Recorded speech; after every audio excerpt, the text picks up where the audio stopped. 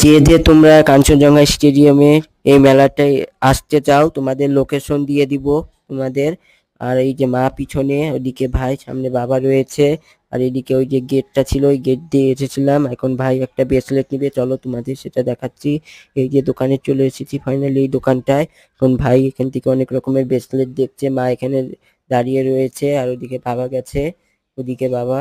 আর দেখো দোকানটা অনেক কিছু পাওয়া যায়, যে যে নিতে চাও কমেন্টে জানিও, লোকেশন দিয়ে দিব, অ্যাড্রেসও দিয়ে দিব। আর এদিকে দেখো খাবারের দোকান, অনেক দোকান বসেছে এদিকে। চলো সামনে যাওয়া যাক, সামনে গিয়ে তোমাদের সাথে